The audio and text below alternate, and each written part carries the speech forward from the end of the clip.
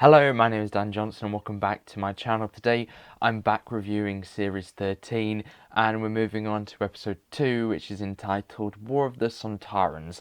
After last week, and my opinion for last week has been pretty much the same, so if you want to check out last week, go and do it, it's in a card.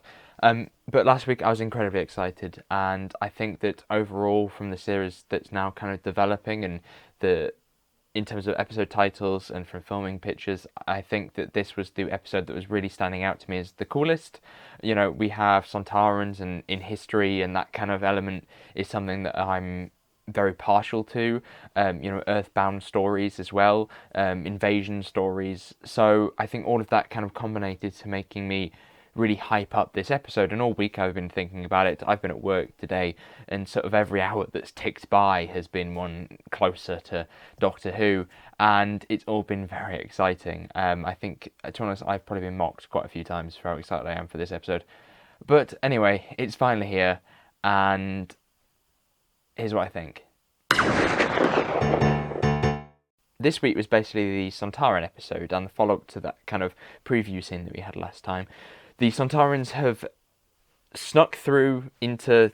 I don't know how they snuck through necessarily. I don't, they just kind of got through the armada of ships of the Lupari, got past them all, and was able to invade Earth, which means that they are in the Crimean War, but they're also in modern times. In fact, the Crimean War was kind of like the base plate for it, I guess. But yet, if it's just the base plate, then Russia is now called Sontar and stuff like that.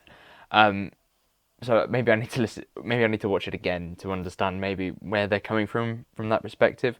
But still, in terms of plot and the development, I was incredibly happy.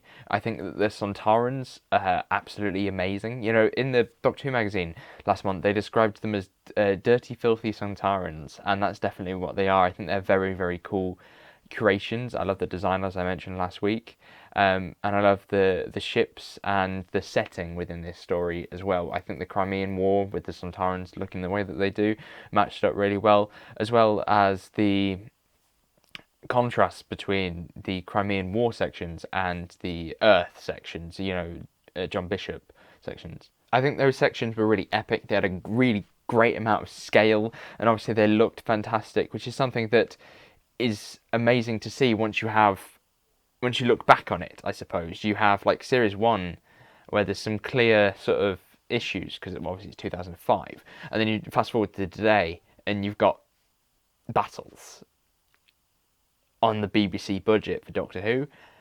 Is honestly something that I never thought would happen, but it did. And overall I was quite happy with how the Sontaran thing ended. I feel like it had closure, and I'm glad that it ended where it did, because I feel like, as a lot of people have said with Series 13, that everything that was set up last week, if they continued it, like if the Sontarans were still going on, like, and ended at part 6, I think that really wouldn't work. So I'm glad that they've ended the Sontarans now. I did think that they probably would. And I'm quite happy with how they've ended. I don't think they need anything more than that, because the Sontarans are set up to just be like warmongering foes.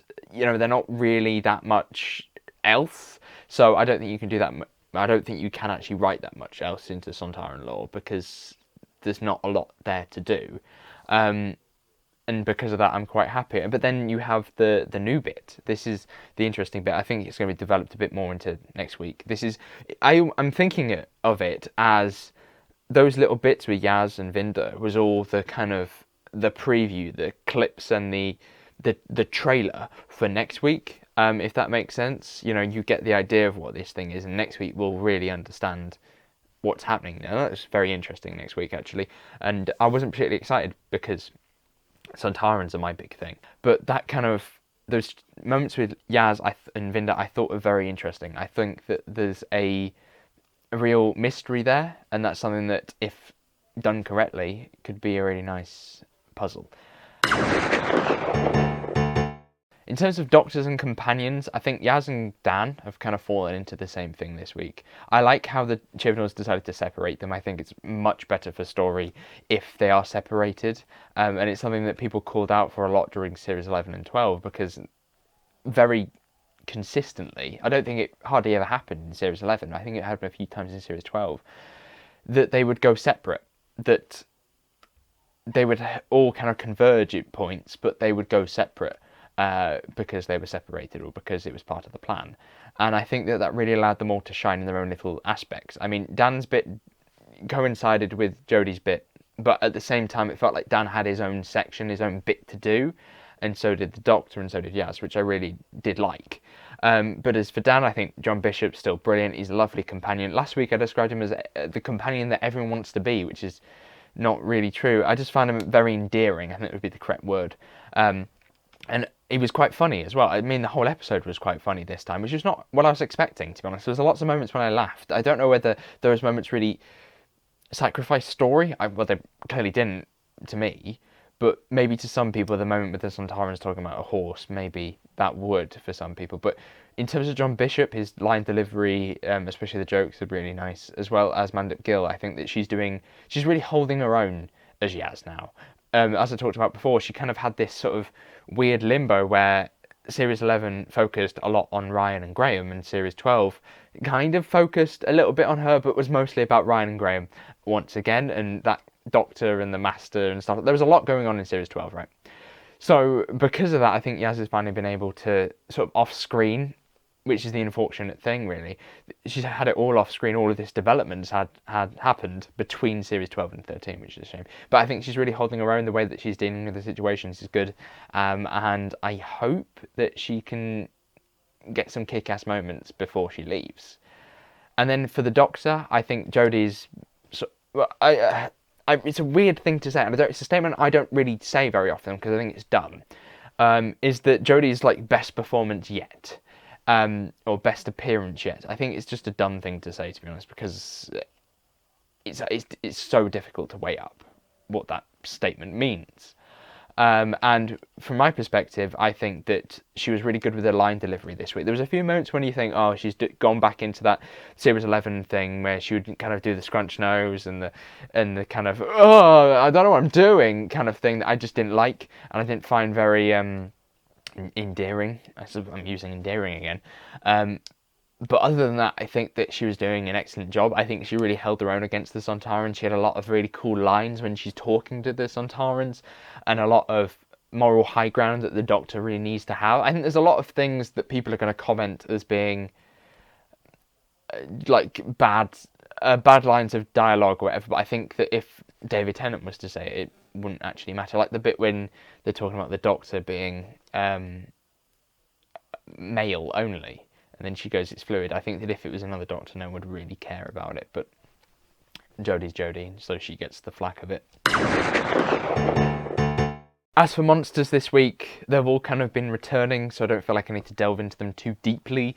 But Sontarons, I love. I think that they are very simple in the fact that they just want to conquer. But other than that, I think that Sontarons are pretty excellent. Probably my favourite portrayal of them so far in New Who. I think that the bluer design, now that I've seen it compared to this one and the classic one, I think the bluer design is I've gone off it a little bit.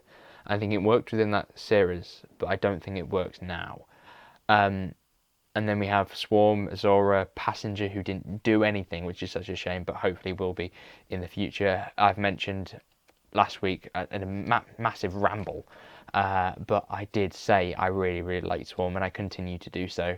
I just think that he's such an amazing screen presence.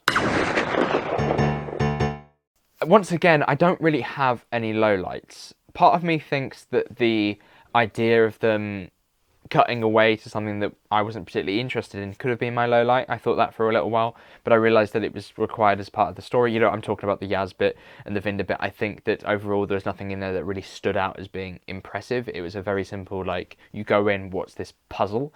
And that's what you kind of get from that this week, but obviously that's going to be next week. And as it's a continuous story, I wouldn't call it a low light. But in terms of highlights, I mean, there's an awful lot. I think the general look of the show in this episode has been amazing. I think that the Sontarans and the fact that they would even attempt a Sontaran battle is amazing. Like, it's brilliant that they would even try and do that. That shot with the army of Sontarans is probably my favourite shot of the series so far. And when that happened, I just went, oh, they're actually they're doing a proper fight. That it's actually going to happen. But then there was that wide shot that's in the trailers, and I was concerned, as I mentioned to Will, because he's seen the episode and I haven't at that point, that I wanted there to be a bit more, because in Series 11 I was caught off guard by the fact that during one scene, I think it was in episode 2, the Doctor and gang are running, I'm not calling them the fam, were running away from the sniper bots, and that was kind of the only shots that we saw. The ones that were in the trailer were the only shots that are actually in the episode. That really did annoy me, and it kind of meant that from now on I've kind of got a bit of a skepticism about that kind of stuff. But there was, other than, obviously that was like the only massive wide shot, that was the money shot. But other than that, I think that the general altercation with the Sontarons was really good, like really well filmed, directed, looked great. Just that whole aspect, I'm really very happy with that. I'm going to keep mentioning it. I know it's complete waffle, but I'm still mentioning it. It felt like this episode was quite cluttered. I mean, it felt like it had an awful lot to do and to show. And, you know what I mean, like the Sontaran battle was like halfway through the episode. And stuff like that, like the bizarre pacing of how it was done was very strange. I think what it is it feels like this story should have been a two-parter. It had the epic moments of a two-parter, and then they kind of scrunched them into one. They thought that they had the space for 2 episodes with Sontarans, and didn't. And so Chibnall decided to kind of cut some stuff out and cram it into 1 episode instead, which I think works because it's still fluent as a story, but at the same time, there's never really moments to breathe, I suppose. And so our final category is the feel of the episode, and for me this week, I think that it's absolutely epic. Flux has been a pretty epic storyline so far. And I've really enjoyed it. You may not have done yourself, but I really did enjoy the episode. I thought the Sontarans were really cool, as I've mentioned many times, and the look of it, the feel of it was really there this week. But it's all very fun and exciting to talk about. So, thank you very much for watching. Hopefully you did enjoy this video. If you did, make sure you give it a like. Why don't you go and check out my podcast that I did a couple of days ago, where me and my friend Amy watched Doctor Who for the first time, well, for her first time watching Doctor Who, and she watched Victory of the Daleks, so her first introduction to the Daleks. It should be pretty interesting because it's quite a diverse episode. But you can go and check that out in the card below, in the top, and I hope to do a prediction video this week, but that will depend on how many predictions I actually get. So I'll have to see. But other than that, thank you very much for watching. What did you think of the War of the Sontarans? Did you enjoy the episode? And I shall see you soon, I guess. Goodbye.